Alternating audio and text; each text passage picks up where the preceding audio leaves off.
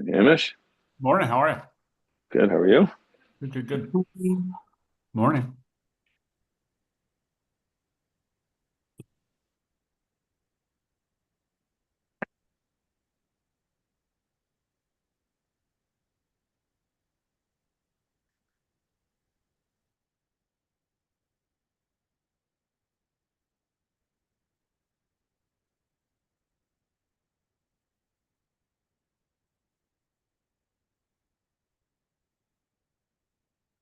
Morning, John.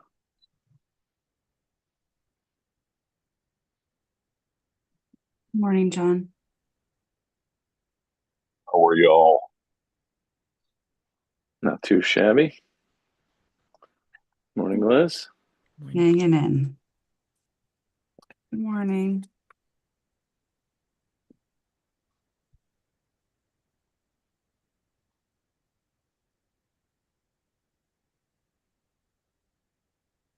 We'll give it just another minute and then Yeah. we can get started.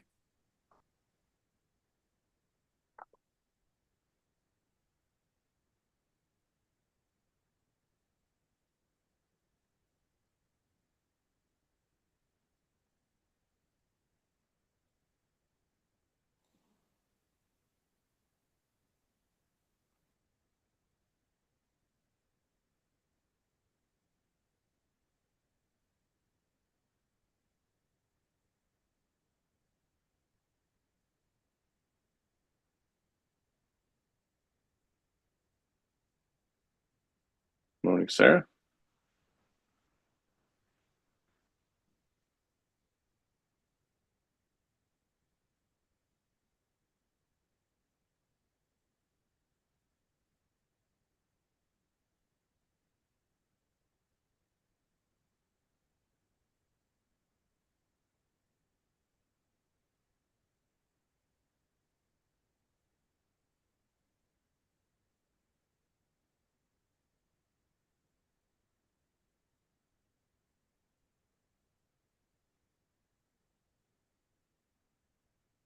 All right, Mary. We good to go, you think? We got, I know Sean's soon in a few minutes, so we have a majority of us anyway. Yeah, I think let's get going. Awesome. And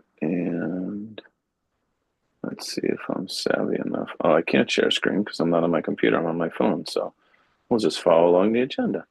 Um, Well, good morning. Welcome, everybody. Thanks for being here in the heat of the summer, so to speak, although it's cooled off a few degrees since last week. Um, so, first up, survey distribution. Just kind of, Mary can maybe go through where we're at with that, and we've made some progress on that front. So, Mary, I'll let you take it away. Sure. Good morning, everyone. And I'm sure to the masses who are watching. Um, uh, the survey, the initial survey has gone out. Thank you again to Sean for doing all of that initial work and everyone for their contributions to it. We have the ability to add in and send it to more if any addresses come forward. But the initial survey has gone out, and once we start collecting responses, we can update the group. And thank you to Mia for making that happen. Yeah, and so far the groups that it went out to were special education directors in Mhm. district, directors at the private APSEPs special ed programs, um, the RESCs, the Regional Education Service Center contacts. Uh, we did not, so those three groups, it went out to all of them. Brian's sending or actually he sent last Friday, and he'll send weekly in his um, some of his communications that he sends out weekly, just saying like, "Hey, you're going to get this survey. Keep an eye out for it. Please fill it out," just to give them a little, reminder sort of thing. Um, and we can do that in a week or two. We can kind of give a little reminder email to say like, "Hey, you got this. Don't forget about it." And for folks that are on vacation and such. So, Yeah. um, so that's kind of that group that it went to. The only group that we had planned is John Flanders had gotten us a list of the non-approved schools. So I appreciate that, John. We're still working on getting the contact names and emails of those schools. So we've got a list of schools. Any update on that, John? Did you have any success or on getting contacts? I know it's sort of a tough one to not to crack, so to speak. It is a very time-consuming activity for a volunteer activity for which Yeah, I don't pay. And currently I'm on vacation, so I'm wondering if maybe staff could look it up. It's not we particularly. did. Yeah, thank you, John. And I'm glad you're on vacation. And sorry you have to join us on vacation. So feel free to go back to your, sitting on the back deck or whatever you're doing right now. Um, yeah, no, I did. We did talk to Mary, and I met with Brian Klimkowitz yesterday, and he's going to check with Laura, somebody or other at their Mhm. office, who kind of has some way of, is sort of in some way responsible for tracking those schools or, um, All so you need not to do sure is we can get contact names, but all it takes is taking the names of the schools and Googling them and getting a contact. It just takes a lot of time that I don't have. yeah, Yeah, yeah. we'll So see what we can do about yeah, getting those. yeah. So that's a thought, and then I think the list consisted of about 15 or so schools that are not approved. So again, it's a piece of the puzzle. So that's good. Actually, come to think of it now, as I was about to say, like, we'll see what we get from responses. I don't know if we give a deadline, so I don't think we did. So maybe we'll do that in our second round of emails if we do a refresh email in a week or so and say, hey, hope you got this. We're looking to close it by, and pick a date, a couple weeks later, sort of thing. Just so it doesn't persist throughout the whole summer. I think we had originally talked about sort of like end of the month, like give them a month or so. Again, it's only a few minute survey. So any Yeah. thoughts or questions or points about the survey? Again, as Mary said, I think once we get the start getting feedback and getting data, then we can kind of make a plan for analyzing it and how we're going to put that together. So the next thing on the agenda, as Mary pointed out to me yesterday, is like, hey, we need to jump on the other three tasks that we have in front of us. So you'll see I put them right in the bottom of the agenda. So we'll just kind of plug through each one very briefly. Mary and I spoke and spoke to Brian just to see where CSDE might be able to assist in any of these, and a bunch of these have limited role of CSDE and certainly a limited role of the Bureau of Special Ed. So, but he helped us out kind of navigating our thoughts there. So we want the thoughts of the group, right? This is a kind of a pretty a great group of people that have a lot of different varied roles and experiences. So the first one is this magnet school oversight study. And Mary, actually, do you want to just frame this out? Because you kind of framed it out to me in a good way yesterday about all three of these. Like, again, to John, your point, there's only so much we can do. Bunch of volunteers, meeting monthly. There's a lot of stuff in here that could be done, over a lot of hours, but just to the limited time and resources we have with this volunteer group. Mary, you were kind of giving us some good thoughts on that. So I think just as a sort of a broad statement, a lot of this work is being done by or has been done by other groups. And so we're trying to be mindful of our time, everyone else's time. And so looking at the um just saying like, The first one, I can read off the yeah. first one. Yeah, so the interdistrict magnet school, and if anyone has, knowledge of, and I'm sure people on this call do, of this has been done already or something like this, and this is the group that did it, and this is the contact, please chime in and let's get this conversation going. Good morning, Sean. And So this first one is this portion of such study regarding interdistrict magnet schools shall include, but need not be limited to, oversight policies for interdistrict magnet school programs operated by RESCs relating to tuition increases, enrollment, and funding caps. So that's kind of the fairly large task in a short sentence. So yeah, for those that might be a little more familiar with this part of the education world, thoughts and ideas. Yeah, I'm happy to chime in on this one. This this one puzzles me a little bit because oversight policies for magnet schools run by RESCs, that is really governed by the State Department of Education. The tuition increases, it currently is in legislation. So we have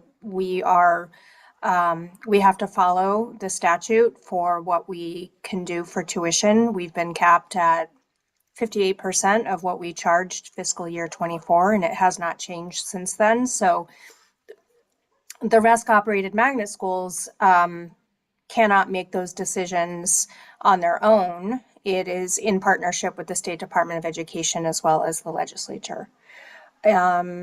Enrollment and funding caps is very similar. The RESC run magnet schools each year submit their projected enrollment to the State Department of Education so that the funding request can be made to OPM. And so once again, the enrollment and enrollment targets and caps are determined in partnership with the state.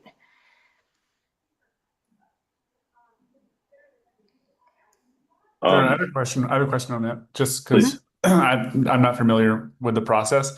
How is it that does each RESC set its tuition? So you say that it's statutorily driven. The increases? I know there's a cap to the increase, but how is it determined that the increase happen? Like what the increase will be? Like say absent the cap, right?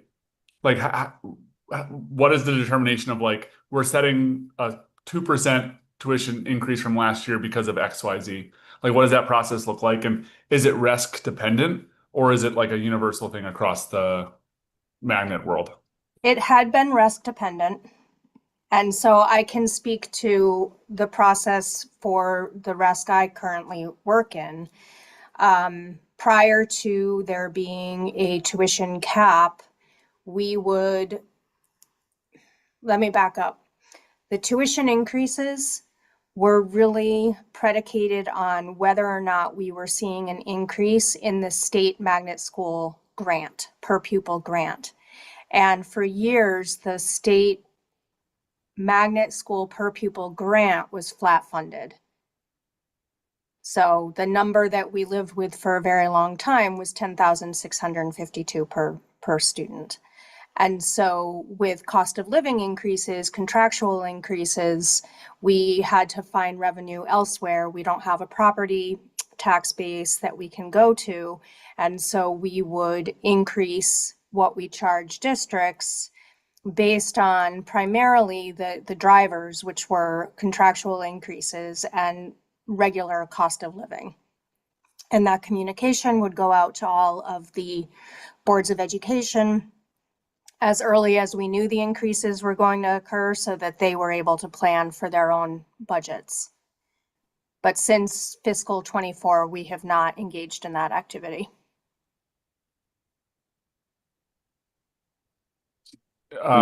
Meaning that's what on it? Oh, sorry. Yeah, that's super helpful. Go ahead, Hamish. Go ahead. I was going to ask, so now that because you're capped at a certain increase, right?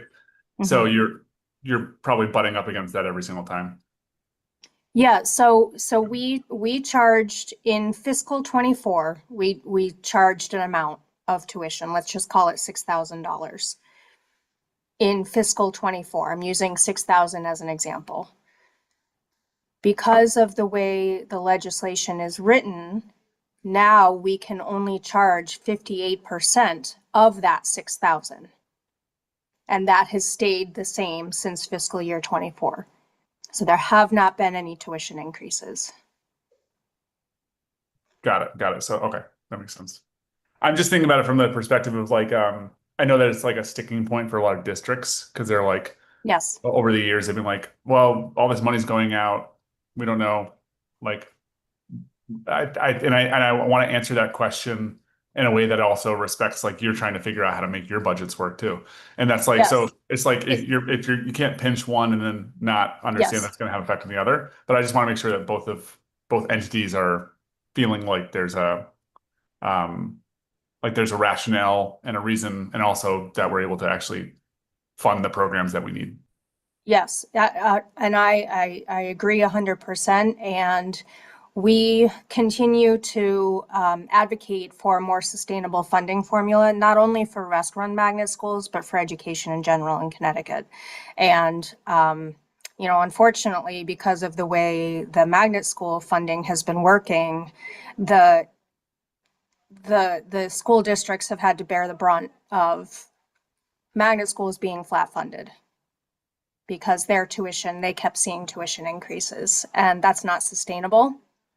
And that is what we'd like to see, is a sustainable funding mechanism for all of the magnet schools across the state.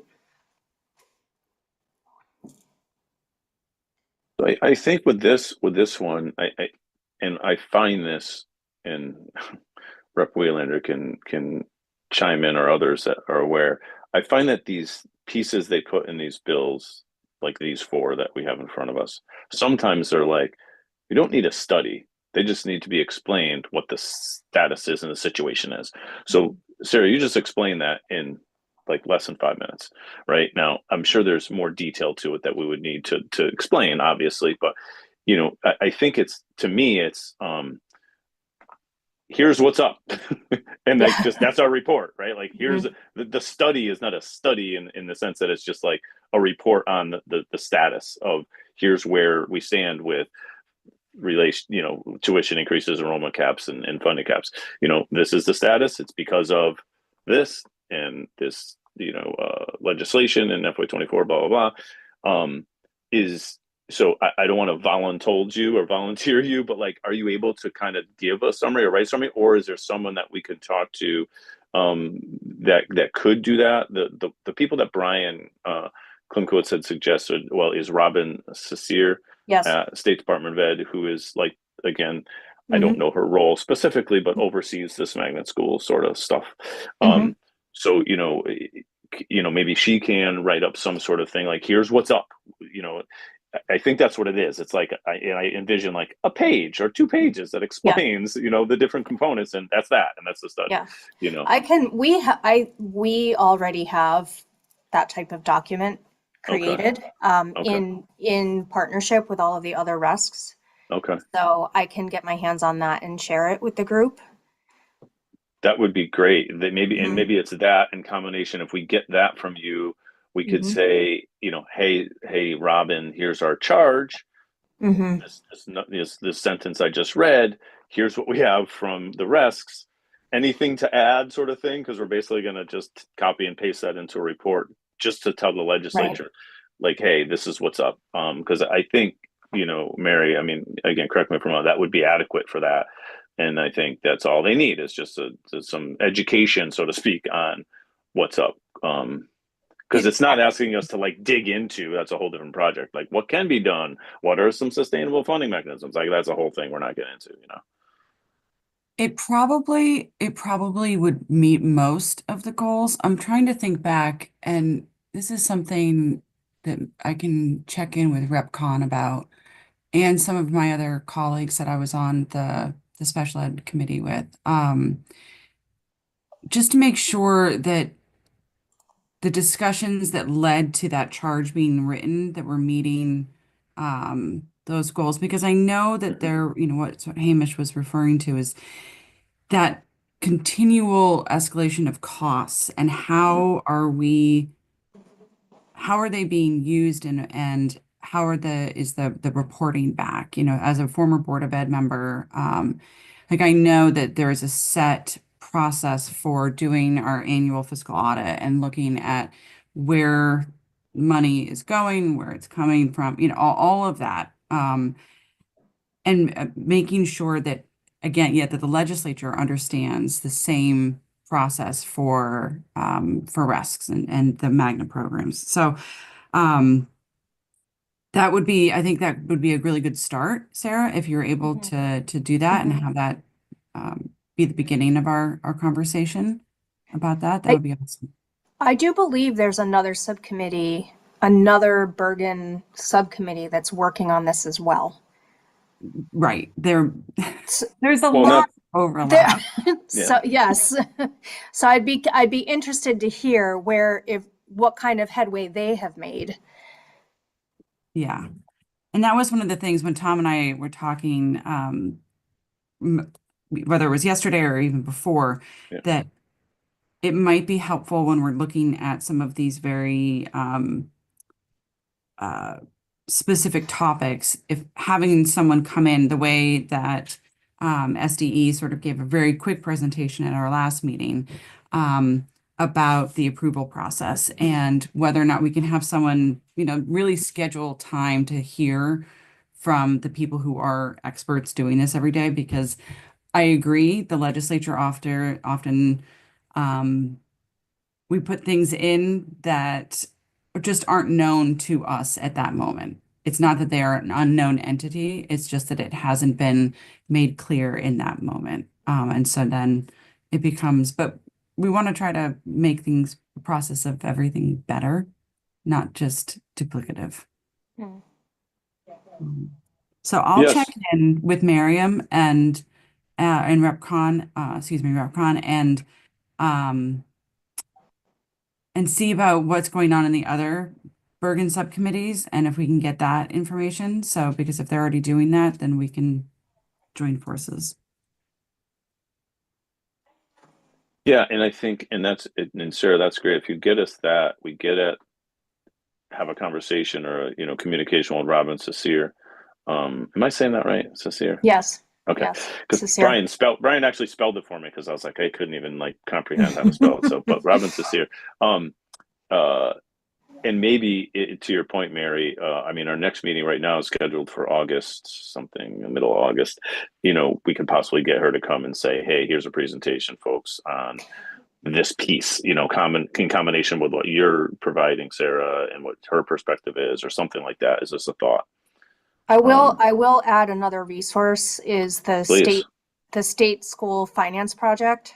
Oh, okay, yeah. They've been very helpful to the Rusk Alliance and districts. They're very knowledgeable, so it's another resource. Yeah, no, I've spoken with them on a couple occasions on different things. Mm-hmm. Yeah, around funding. Do you know which person there was working on that particular piece? I mean, we could find out. The Lisa's person always that I had been working with, I know left recently, Okay. so I'm not sure who has. Yeah, Oh, we could just ask Start Lisa, with John. Lisa Hammersley with their director. Yeah, And she can yeah. she can direct us. John, you were going to say something? I was saying call Lisa Hammersley. Yeah. We can just ask her. Okay. All right, cool. So we'll start with Sarah getting us a doc, and then we'll reach out to both Lisa and Robin and see what we can put together for that. Because time's going to scoot along really quickly now that we've focused most of our effort on that, second item, and time's going to cruise along really fast. I know the next 2 months is a blink of an eye, and then it's September. And all right, awesome. Anything else to add to that one, Sarah? So appreciate your input on that. Any other questions or thoughts? Or again, I think with all these, we can be like this big on it and like answer the question, like to your point, Mary, right? Like we can answer the question that as it's written in those words, but then like the intent and like, is it bigger? Do they want this piece of it? And sometimes it's hard to, grab onto that. But we'll do our best to get some sort of answer to respond to what they're looking for information. Awesome. All right. Hearing no other comments on that one, we can move on to the next one. Wait a minute, I went too far. Oh, this is the respite care one. Oh boy. Okay. So the respite care access study, and I'll read it quickly, and then kind of Mary and I can share what Brian had suggested and who we think might be the folks to talk to on this one. The commission shall conduct a study concerning access to respite care for families of children with disabilities in the state. Such study shall assess the current availability of respite services, identify gaps in access or delivery, and evaluate how respite care supports families in keeping children with disabilities safely at home and within their communities. So that's the charge. before I share what our thoughts are, and Liz, I see you already unmuted, so I'll let you go first. Yeah, jump in and tell us thoughts. And again, this is kind of a wide-reaching one that cuts across agencies and stuff. So take it away, Liz. Yeah, this is probably a really hot topic in particular for families. I think it varies, right, in regards to the age and so forth. I think that's also, so I think just saying respite in general is going to be, that's a huge umbrella, right? You have children of multiple ages, different transition times, right? I'm now have gone through multiple transitions with my own son who literally aged out a week ago, and whose day program 2 weeks before he was to start it pulled out after a year of working with them, right? In planning. I've been planning with my DDS case manager. That's just my story. I'll keep that agency unnamed, though they'd receive state funding. It was irresponsible of them for them to do. I'm just one of a million stories on how families needing respite support and so forth, right? Or whatever, and any kind of support within the home in order for them to be able to keep their child there, or simply just get a breather to be able to go to a grocery store or whatever, right? Those that is a an area that is in high need. I can name 4 people within my 5 mile radius of my home who've contacted me personally and are like, I just need help, right? And respite is an area where people don't know, parents don't know how to navigate that themselves, but also it's just not available. The answer is often no, or they don't qualify, or something happens. So there's lots. This is a big respite in general. I think it's just so broad. And so to try to figure out what exactly the task of the charge is going to be really critical, because I think it is dependent on who you speak to and what the needs are of families, and also age transitions, and what makes somebody qualified for respite and what doesn't. And so, because the variations are really great. And that's just my experience as a parent. I see it as a director of an early childhood center when I have families who are in, mostly my profoundly autistic students that come to our preschool, where families are really struggling with that additional support. And agencies either can help or not, or can't partner with a school, whether it's they can't be here at the same time they're here. And so there's this weird, you can't overlap for whatever reason, and sometimes it is exactly what a family needs. And so those pieces are broad, but again, it is a discussion that I think is going to get bigger and bigger and bigger, because families are in dire need of support. So I'm not sure if I'm helping. I'm just saying I'm just trying to speak on what I've experienced in regards to respite support and how much I've had to advocate on my own behalf. And I consider myself educated in this area, and I still have majorly struggled in getting support. And again, my son is really the 5% of really profound autistic individual, right? And so he's a 2 to 1, and he's a 2 to 1 in my home right now. I'm at work right now because I have 2 support staff, DDS, PCAs in my home, so I can come to work, right? And he was supposed to be in a day program. So it's a real challenge. I'm so sorry, Liz, that happened. Thank you for being so candid about the process, and that happened. If there's anything, I don't know if I can do anything, but let me know. Yeah, and I speak on it really because I'm one of a million stories out there, right?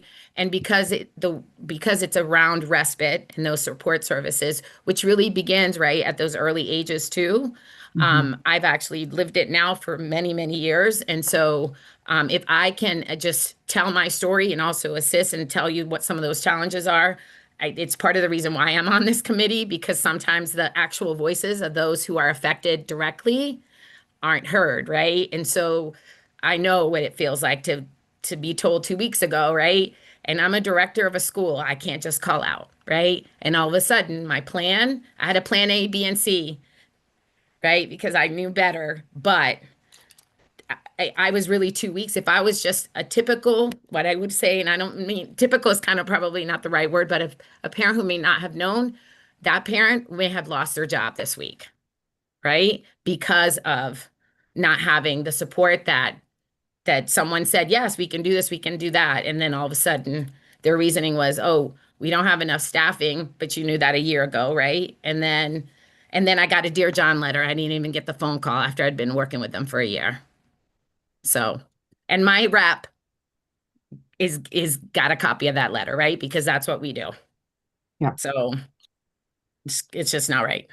No, it's not right. And that was something that in our just early conversations, Tom and I talking and checking in with Brian, it's the fact that it is so complicated with different agencies and different exactly what you said, Liz, like different ages, different agencies, different needs, transition points. And there's such a challenge in like coordinating and getting that kind of support within a school district and outside the school and in your home, and how that it shouldn't be that complicated. You shouldn't have to be an expert to be able to navigate life like this. Yeah. John? So two things. One, part of the problem is that there are so many different entities involved that people like myself who work with kids in school systems are not familiar with the other aspects of the state. So we don't know. And it's very difficult to get knowledgeable support in a decision like this.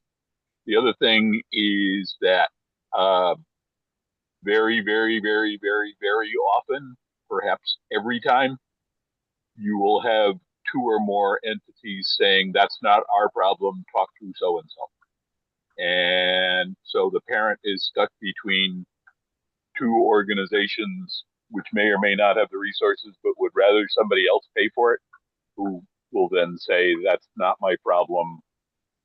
You should talk to your school system. And the school system says, no, that's not our problem. You should talk to DDS or BRS or whomever.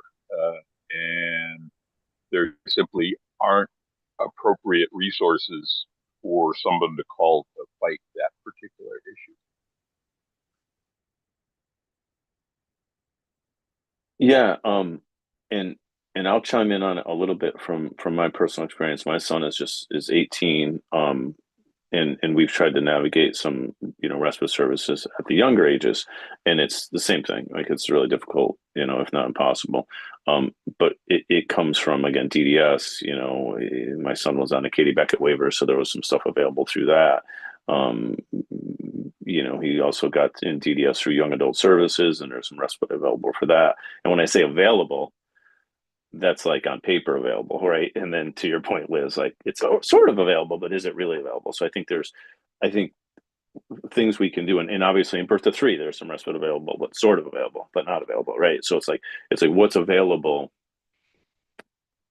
I can imagine this being useful both for families and also for the purposes of this study, right? Is, again, what are the options, right? Again, it might be disability dependent if it's a DDS type situation, or otherwise, and it might be age dependent, depending on the, birth to 3, et cetera, whatever. Adult services if it's over 18, depending. So I see, like, hey, if your child fits into this category and is this age and these disabilities, then here are the options. Not that they're good options, not that they have the actual services, but on paper, there's options, right? Whether it's from DDS, et cetera, and kind of laying that out. And then there's the issue of the capacity, which we know there's huge gaps in the lack of capacity across the board. So that report's going to be like, yeah, there's no capacity, sort of a thing, right? I mean, it's a terrible answer, but it's the facts, right? We're going to have to say, these are the places that offer respite, and they don't have any service. They don't have anything to really offer these days. I mean, that's sort of going to be the thing. Again, current availability is pretty poor, but we have to at least lay that out in some fashion. The name that we were given was Tammy Venega from DDS, who's sort of on that side anyway, knows a lot about that. And then again, to Mary's point earlier, there's these other groups that are working on it, right? There's a group that Tara Vines from OPM's kind of heading up that's working with students with ID and behavioral health needs and what are the different options there. And so there's different working groups working on this. And not that we can kick it to other working groups, but we certainly need to connect with them to see like what efforts they're putting into this area. So anyway, that's just a few thoughts of things that we had talked about, Mary and I and Brian. I guess thinking just based off of this conversation, what are the thought, like, what is the best way to move forward with this? Like, that's, I know it's a huge question.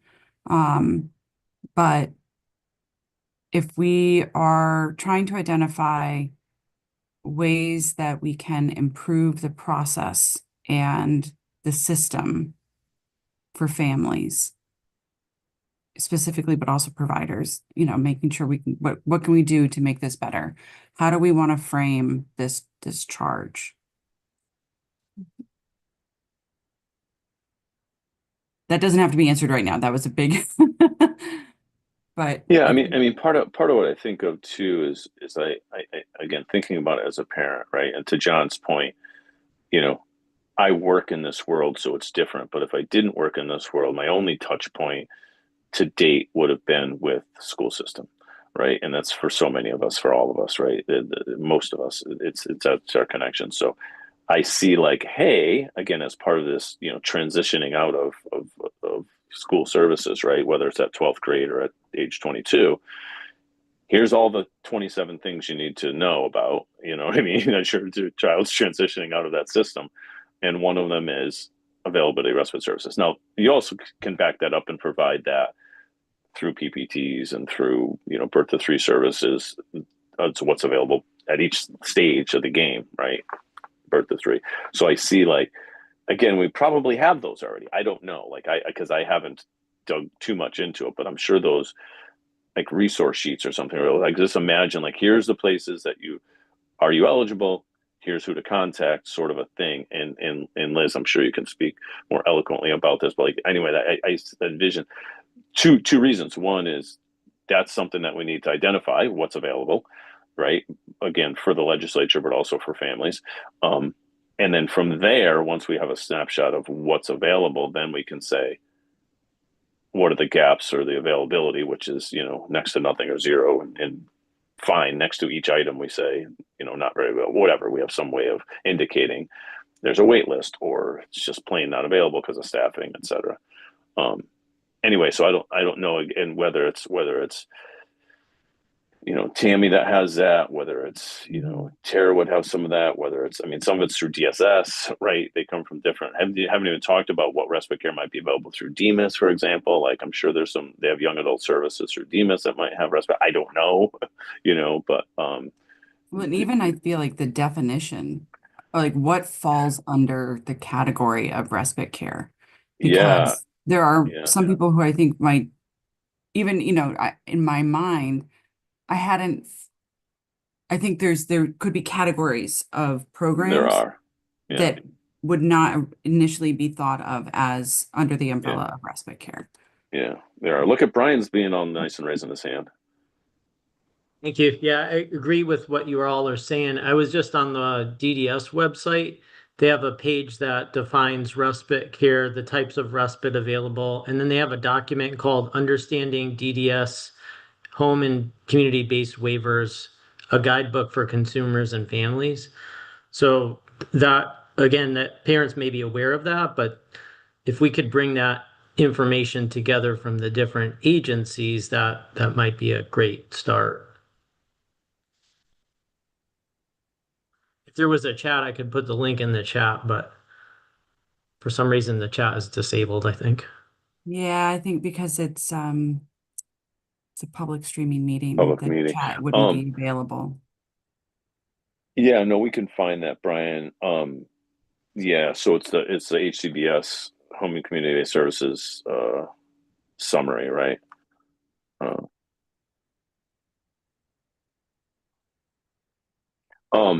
Yeah, so I think that's sort of like pulling these things together, right? So then I guess it's a matter of who might be able to help pull these things together through these different, you know, sources. So yeah, I think that's sort of our next step. We just have to figure out how to do that. And in one thought I had, oh, Brian, look, he's on camera now. He's not driving anymore. Look at the blue with the blue shirt with the blue background. That's looking fancy there, dude. Too much blue. Too much blue. Never, if you ask my son, but it's all about blue.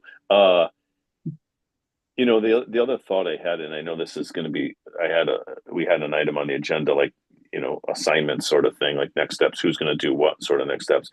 I mean, one thought is we can do a small, when I say small, 2 or 3 people who want to work on something or are able to, one want to have the knowledge and expertise and have the time and energy to do it, to meet in between now and the August meeting quickly and just like kind of work out some of the details, you know. Might be is just one idea I had to try to get things moving along, because there's only so much we can do obviously in our 1 or hour and a half meeting here. There's the work that has to be done outside. So it's just a thought. So if it's a thing you're able to jump in on, then please, you know, let us know. So I certainly, I think this is an area, I mean, again, my expertise is simply my personal experience, right? But I do work closely with DDS currently, right? And so I don't, you know, if it's something to just continue to investigate, for me to, you know, find out, you know, exactly like what was just shared by Brian, you know, so we could put it out to everyone. I have no problem doing that. I just need to know, you know, how far you want me to go, if it's further outside of DDS. But at this point, because I think the other piece is we do need to know outside of the DDS piece, right? There's so many, I think what Mary was saying is correct. There's so many right? Like there's a potential that there's so many agencies that will provide different variations of respite, right? And so what does that look like? Who can give it? Who is actually saying they can provide, but somehow it never actually comes to fruition, right? There's all those pieces. So I can certainly work on the DDS side. And if I can tap into potentially with some of my contacts, maybe get a list of those agencies too that potentially do provide, or at least they say somewhere on paper or on our website that they provide respite, I can start getting a list together. You know, I may be able to get it more quickly than not, but I can certainly do that part if somebody, you know, if everyone's in agreement or whatever. That would Yeah, be a great start. super. And then we could combine with, see if we can get some information from Tara at OPM and what they have already put together in their working group, and try to mesh some stuff together. Even if it's just a Word document, just like a running list of Yeah. links and people. Do you know Tara at all, Liz? Have you worked with her on stuff at all or no? Tara Vines at no. OPM. Okay. Mm-mm. All right. So we can Rep Wheelander and or I can just do an email. Maybe we'll copy you on it, Liz, and just say, hey, you know, reaching out on behalf of Bergen, here's our charge. What do you got? Sort of thing. Brian, thoughts? I see you're unmuted. Yeah, I was just thinking, like with the respite focus, I know like Tara's group that she's leading, that has multiple agencies and folks involved, is looking at the behavioral health needs of students with ID and the coordination of services, different from respite, but just wanted to kind of, Yeah, respite might be a piece of it, I guess, right? there may be some, you know, I'm not saying that Tara wouldn't be a valuable resource, she still would, but that particular group is focused on services from the agencies directly to the student, young adult, not necessarily the respite piece. Mm-hmm. I was looking just further on the website. They do have folks that they list in different regions. You're probably already aware of this, but they have contacts for the North region, South region, and West region as far as how to obtain respite here. Yeah, and then I mean I think on the other ones, birth to 3 being one example, you know, again, if we're going to try to in some way capture, you know, the different areas, there's something there. I don't know. I don't remember. This so long ago that I was involved in that system, but Yeah, I can touch base. That was on my to-do list, oh, it was was touching okay. base, yeah, with a couple people from birth to three. And I Okay, can also check in with OEC just in general and see if there's a way that we can make more of a through line of as different ages and different agencies and groups that we can provide connection to. awesome. Yeah, and then if Liz and myself and Mary, if we need to do a quick phone call, or just maybe it's just an email chain during this interim time, right? If anyone's like me, I got a couple of vacations coming up in the next couple months, so it'll be spotty. So maybe email chain's the best way to do it. But just here's what I found, and kind of just keep the ball rolling. I think that'll be helpful and good enough. And same thing, Sarah, with you as you get that other piece of stuff on your piece on the magnet schools. That'd be helpful. Just keep the ball rolling. All right. Anything else on? Look at us moving along on the respite care piece. And I know you mentioned, Mary, that you'll check with Miriam on the different pieces of this. So, to the extent that any of the three of these need some refined definition, because I think each one of them were kind of like, what are they really looking for? What's our real charge with specifically this? Is it giant? Is it tight? Is it so? Maybe a quick conversation or email, whatever, on the different points to see if, because sometimes what was the nexus of it, right? Like what kind of caused that thing to be written in the first place? Make sure we at least try to answer that piece. Sounds good. Awesome. Oh boy. Yeah. Oh boy. Oh boy. Okay, we ready for the next one? Let's see what time is it. We're going to try to make this quicker than it could be. Medicaid and insurance billing study. So Mary and I and Brian spoke about this and talked through a bunch of stuff. So I'll share just a little bit of what we talked about just to kind of set the stage so we're all on the same page. And I'll read it first. So the commission, and here's the tricky part, in consultation with Office of Health Strategy, Office of Healthcare Advocate, and Department of Social Services, shall conduct a study to determine if certain special education services can be billed to Medicaid or private insurance. Okay, there's a lot packed into that short sentence, including the three agencies, but also Medicaid and private insurance. So there's issues around both of those things that are sort of separate. So we talked about this a bit.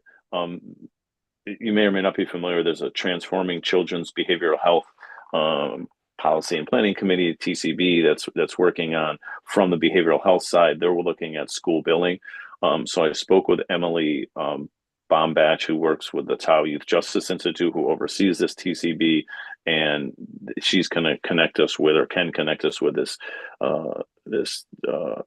group, Civic Solutions Group, who's being charged with looking at the Medicaid and insurance funding for behavioral health services. So it's specific to that. This charge is a bit more broad, just as special education services. So it might be PTOT, speech, all the different other related services that can be billed. So that's one little sort of connection. As Brian had shared with us the other day, CSDE kind of supports the LEAs in this process, like so that they, have knowledge of the billing process, but it's obviously up to the school districts to bill. It seems like, to me and to us, that this is also one of those, like, the legislators might not have known what's happening here, but like the school districts do. And John is so nicely raising his hand. Go ahead, John. So a couple of things on this is the answer to can they is absolutely, positively, unequivocally yes. It's stated in the IDEA that schools are allowed to bill Medicaid or private insurance for related services. No, not a gray area. Number one. Number two, this has been an issue around for quite a while, and during the last session, Senator Lesser submitted a bill to encourage this. It was the session before this, submitted a bill to encourage the use of this. The single biggest problem in this right now is DPH has its foot in the middle of the process, and claims, particularly on Medicaid, have to go through DPH. The process is extraordinarily onerous and time consuming. And then when you get an approval, DPH takes half. So that the return on investment for a school system doing this is pretty minimal. When we tried to propose it, they obviously came back and pointed out the gargantuan fiscal note of giving up that half of what's going on of what's going through. So the state would clearly lose a lot of money if that percentage was reduced. I would suggest that that the people who are most handy on this stuff are Fran Rabinowitz from the superintendents and Amy. Oh, death and taxes. Drawing a blank on her last name from the special ed directors, who are very, very familiar with what this process looks like in the heinous nature of the process. I think truly, as far as I can tell, the single biggest factor in not using this is that the state is blocking a significant portion of the money, which makes it difficult. I was not aware of that, Brian. Just wanted to add, not disagreeing with John said about the IDA, but I think an important addition is that LEAs, yes, may bill for Medicaid and private insurance, but they can't compel parents to use their private insurance. So that's not a requirement on the parent side, and districts are not able to rely on or require parents. And that's I think an important part of what Tom and Brian and I had discussed earlier. And I think, John, you hit it sort of nail on the head, is that schools, LEAs, programs, they know what can be billed for, but the process is such a onerous, is the perfect way to describe it, that it is not something that they often seek out. And if they're not even going to be getting a full reimbursement for the services they provided, then it often just isn't done. So that was one of our thoughts, was looking at specifically not what can be billed, but how, which is a slight adjustment from what the charge says. The other thoughts that I had leading up to this was that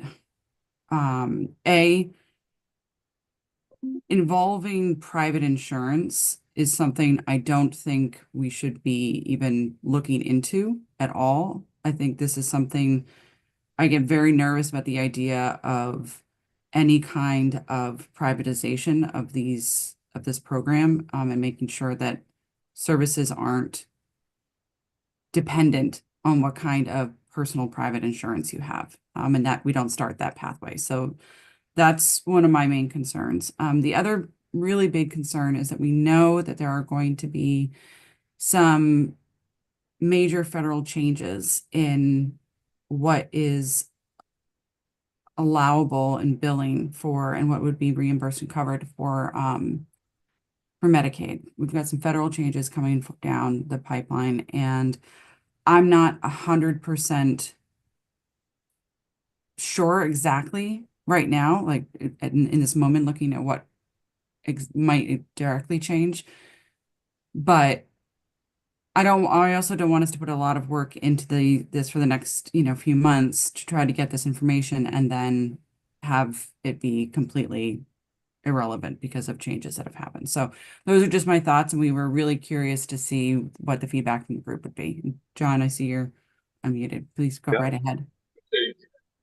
Am I unmuted? Yes. So private insurance is also authorized under IDEA. uh, you then have to go through their their claim making process. And one of the problems that we run into is that private insurances are allowed to set limits. An insurance policy can say you get 25 speech and language appointments a year. If the school then bills the insurance for those, then the parent cannot use those individually outside of the IEP program, and that sort of, well, not sort of, it moves you out of the free part of free appropriate public education, because then it imposes a cost on the parents.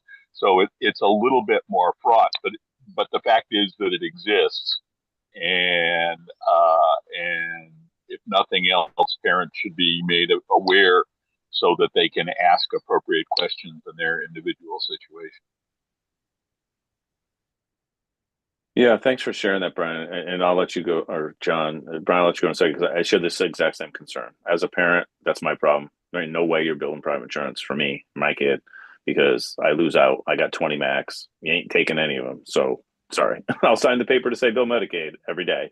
And our district actually here in Rocky Hill does a good job of collecting what they can. I was not aware of the whole 50% piece going to DPH or whatever. That's like madness in my mind, but it is what it is. So yeah, I do agree with both of you. Like the private insurance part is a separate and more hornet's nest issue than certainly for families and parents than the Medicaid side. Brian. Thanks, Tom. Yeah, I just wanted to follow up from yesterday. There was a meeting yesterday afternoon that we were invited to, CSDE, one of my colleagues as well, from TCB for the school billing. So what they had asked us for was a listserv for the superintendents to send out a survey and questions about their experience with Medicaid billing, what the challenges are, and so forth. So well, our simple job was to share the listserv, and they will be conducting that survey and study over the summer. So that could be something that they could share with this group too, to see directly from the superintendent perspective on the process that you described, Rep. Welander. That would be awesome. Is that something, who would be the best person to talk to about that? Well, probably that Aaron Link at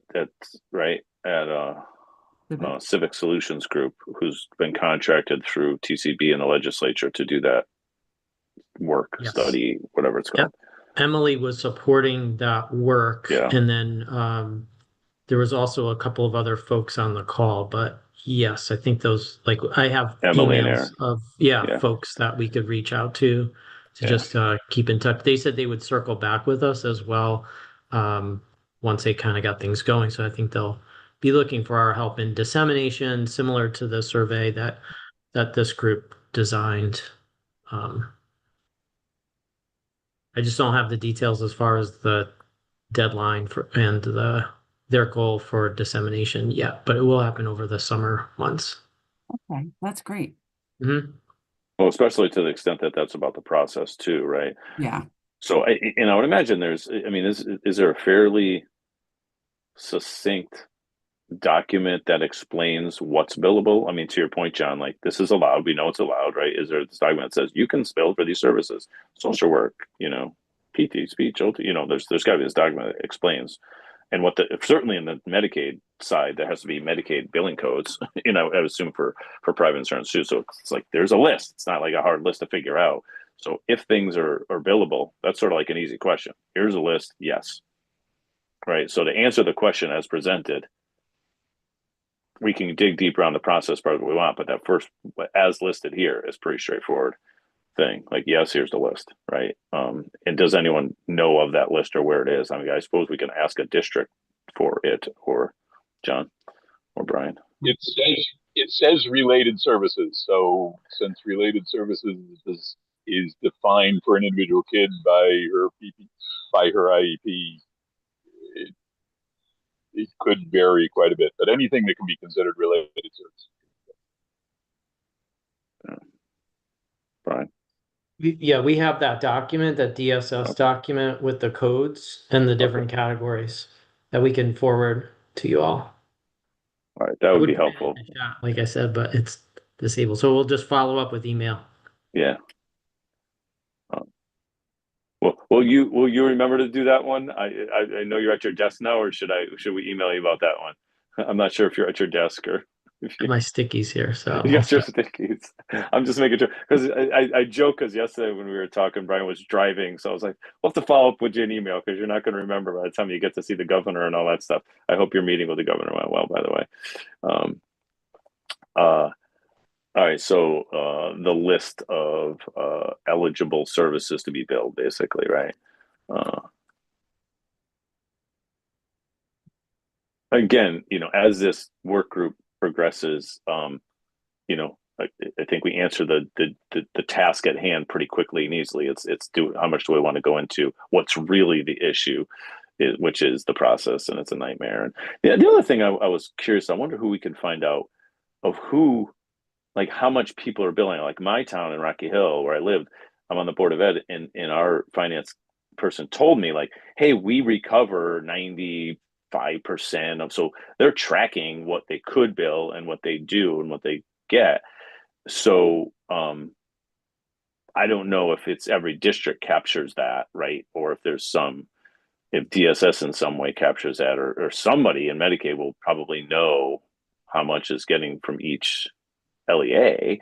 And the only reason I say that is like the concern, it seems, from the legislators was, hey, let's go get that money if it's available, right? Like go get that money. And so it's not on the rest of the state, so to speak. So how much are we getting? Are we getting 10% of it? Are we getting 90%? Like, again, I only know from the one example I have, but on a larger district, if the process is so onerous, is that resulting in them not doing it, and then they're only capturing 10% or something? And that's outside of, John, your issue with the 50%, cut. But I don't know if that's even possible to get that information, but it's just a thought that would pop into my head. there is a provision in the statute that allows schools or school districts with less than 1,000 students to not participate in the Medicaid billing process. So if you have more than that is not In the school district, you're saying?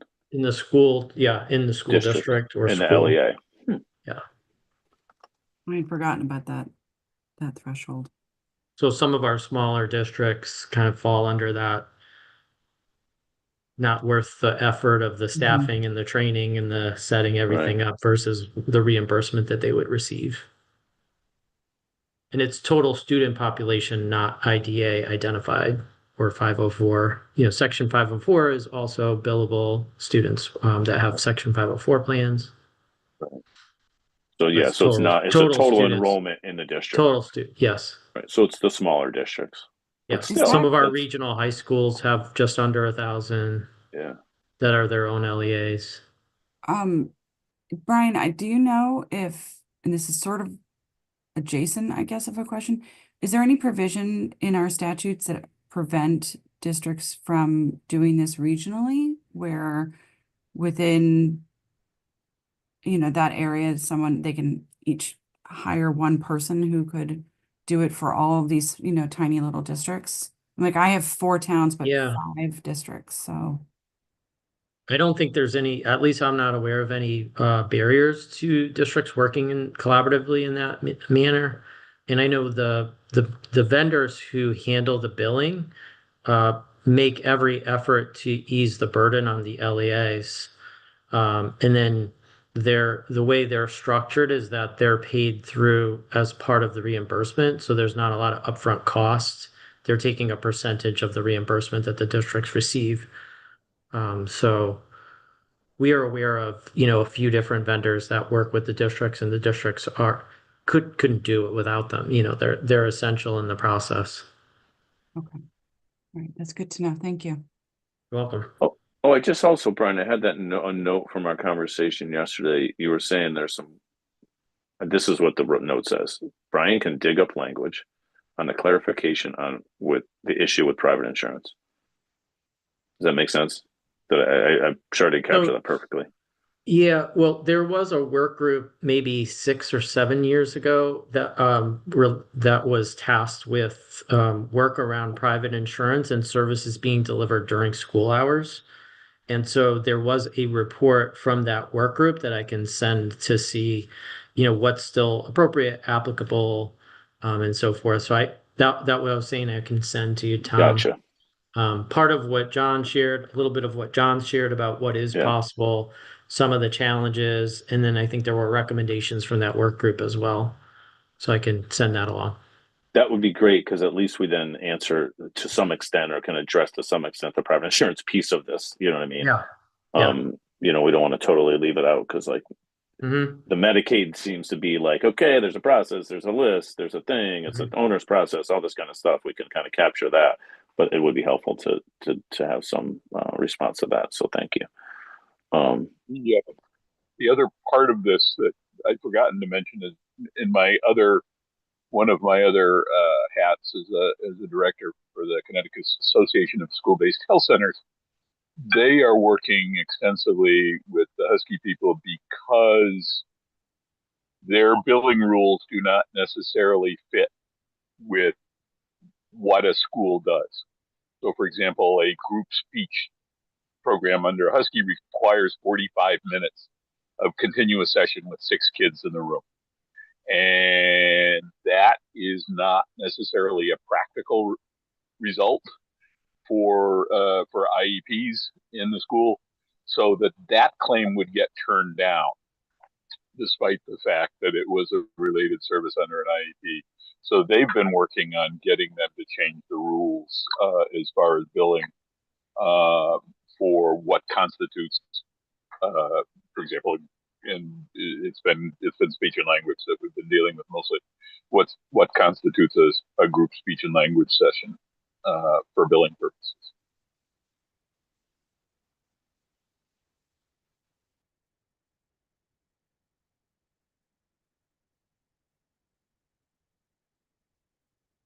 Which just points to the whole messiness of this whole thing. Right? It gets very messy. Because I remember, one of the folks in our office here at Disability Rights Connecticut is Sheldon Taubman, and he's kind of like our Medicaid kind of guru. Not in the school side of things. He doesn't do any work really, but he does on outside of school Medicaid stuff. And when I was talking to him about this, he's like, "Oh boy," like, because the billing and the codes, and like there's all that's involved. The system is very driven by that piece. So I can see how that's a problem, John, on that side of things.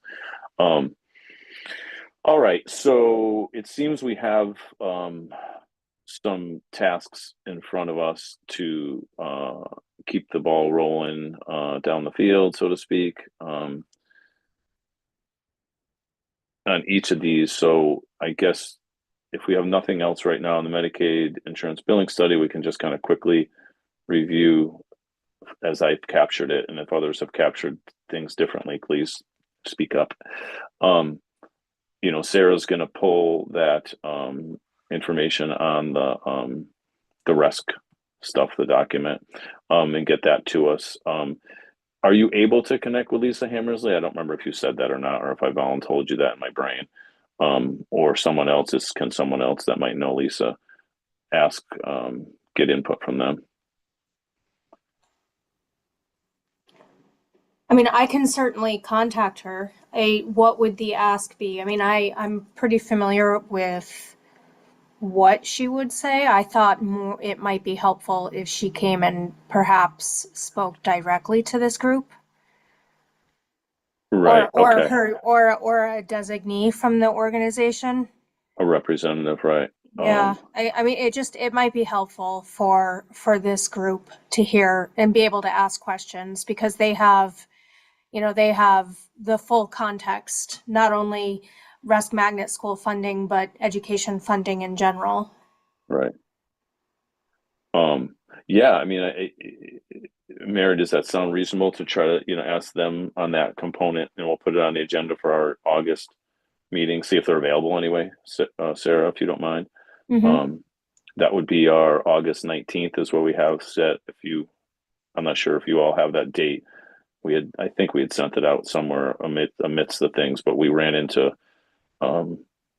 Rep Wheelander and my vacations on our other date, so we moved it to the 19th. Yeah.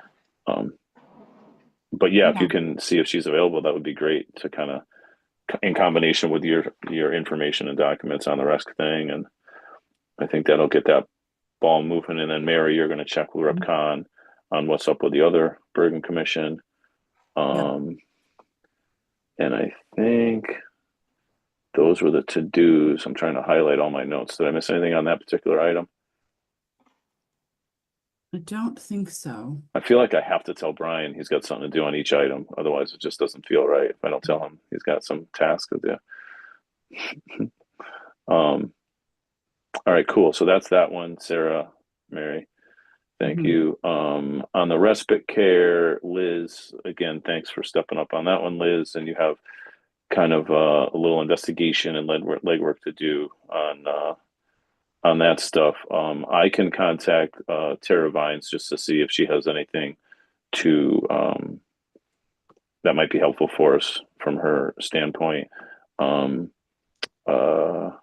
Mary, you're going to check with Bertha 3 and OEC, you said, and just ask them about any respite issues.